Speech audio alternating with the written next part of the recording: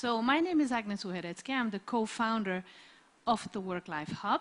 So we're doing a number of things that brings together the different aspects of work and life. Culture, this is going to be the topic of the presentation, is a defined set of beliefs and rules and values on the basis of which employees can take decisions. And I particularly like this quote from Peter Drucker, because we are so hung up on plans, on strategies. I guess you too have seen in your organizations these wonderful, beautiful Gantt charts where we plan what is going to happen when, and usually we underestimate time and underestimate costs by about 400%. Because who is going to be able to cope with today's changing world, with the change which is the only constant in the knowledge economy, the digital economy, work 4.0, is those who are going to be quick to take decisions and innovate. So if your employees do not have these set of values, this set of beliefs on the basis of which they can take their decisions quickly and effectively, your organization will not thrive and you will not be productive.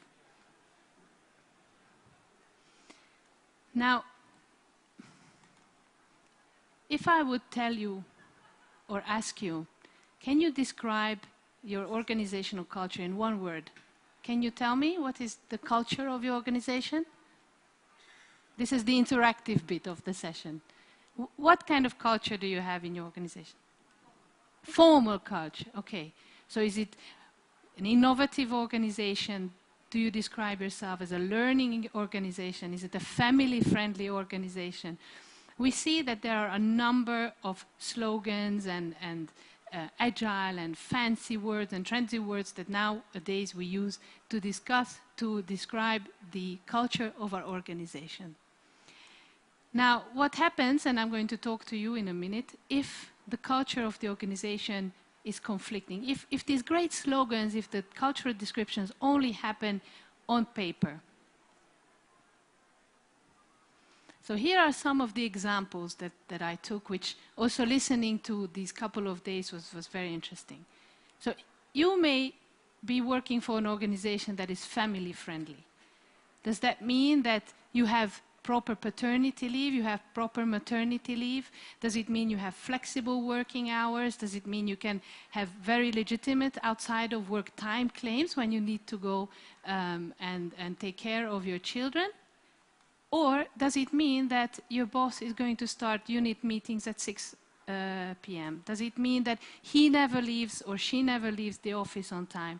Does it mean that if you're asking for holiday, if it coincides with a particularly important project, then you may not get this? Or does it also mean that if you ask for parental or paternity leave, you're frowned upon? So another new way of looking at organizations is learning and development. In the knowledge economy, we need to learn, we need to develop, there needs to be entrepreneurship, entrepreneurial organizations. So does your organization offer you the possibility for this? Can you use social media? Can you go and network outside of your regular contacts to get new impulses?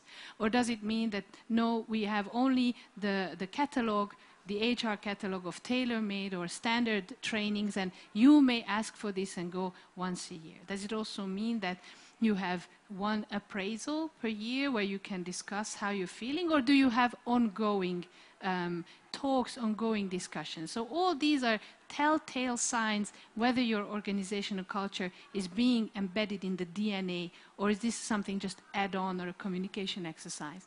Healthy organization. Do you offer showers, for example, for employees that they can come by bike to work, or that they can go out for a run during the day? Or you only offer the standard minimum insurance policy that is requested by law? Then you really cannot claim that you're an organization that has healthy employees embedded in their culture. Now, if I would ask you to imagine, or if I would tell you that a very successful person is going to come on stage and join me here, how would you imagine that person? If we would be sitting in a room and I would ask you to think about that now a very successful person is going to come in the room. How do you imagine this person? What does he or she look like? I guess you're also thinking of someone in a power suit, someone with money, someone with status, because this is how we define success. We wouldn't be thinking of someone who would be, you know, maybe dirty because they just did gardening, which they love, and they were in the flow of their passion.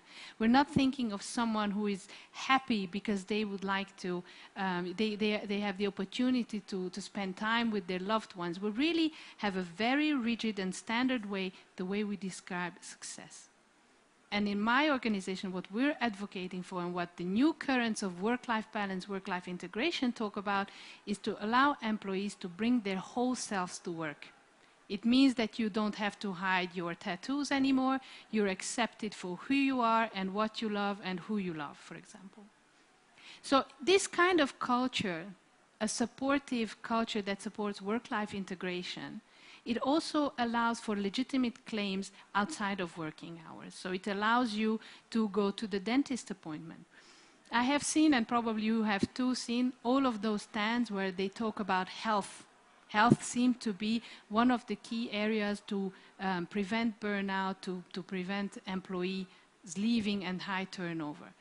But if I would go to my boss and say, well, to preserve my health, I would like to go and see an acupuncturist, or I would like to go to a dietitian, or I need to go to a chiropractor, but of course they are open during the working hours that I have to work. Would they grant you this time off, this flexible time? So these are all very key considerations. So, for example, in terms of places an organization or spaces it can offer, I was speaking just before about learning organizations.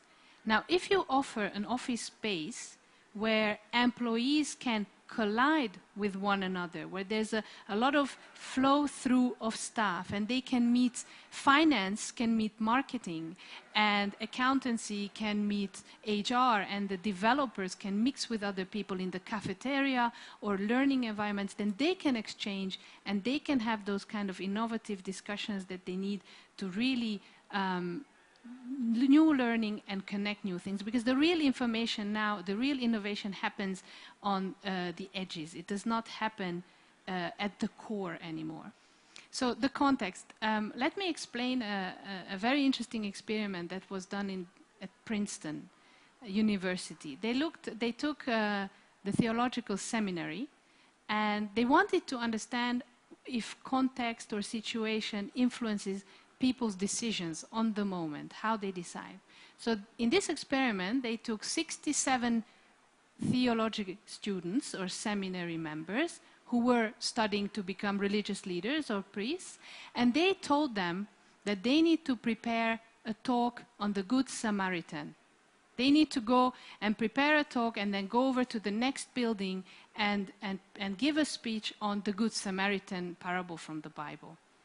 So they took 3 groups, and they took each group and they asked them to hurry up, but in a different degree.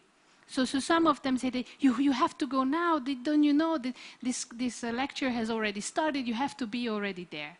To a second group, what they did, they said, well, it would be good if you would hurry, you have another 10 minutes. And then for a third group, they said, you don't have to hurry that much, but please go because they're waiting for your lecture on the Good Samaritan. And what they did, at the exit, on the way to the other room, they placed a person in great distress. There was someone bowed over, really visibly in pain, and just like in the story of the Bible. Now, do you think that all of the seminary members stopped on the way to their lecture to help this person in distress? No, they didn't. And even though they had to give a lecture about the Good Samaritan, they didn't recognize, because the context was, I have to immediately go. So out of the group that had to really hurry immediately, about 10% stopped only. And then that group, which had moderately was in stress to hurry, 2/3 of them stopped. So it really shows what I tried to illustrate, what I said in the beginning, that, you know, if you have a quiet period or summer period, everybody can respect the culture and it's great, but it really comes to shove when you have stressful situations, when there's a rush and you need your employees to prioritize. They need to decide what is the one thing I need to focus on now that's going to make a key difference in our work, and what do I need from my colleagues, and how do I share with my other colleagues. So it's really, the test comes in those moments. Now, I also find very often bosses, CEOs, they need to show they know everything. So they would just assume they know what employees need. I think we need sports. I think we need fruit baskets. I think we need a swimming pool ticket. So it's always best to ask them and to really listen what it is that they need. Because this is so individualized, every company would need very different things, and every employee would do different things. So I propose, just to finish off, that it's always good to write these down, to work collectively and write these down, have these principles in writing, because people come and go, but you want the organization to thrive and leave a legacy.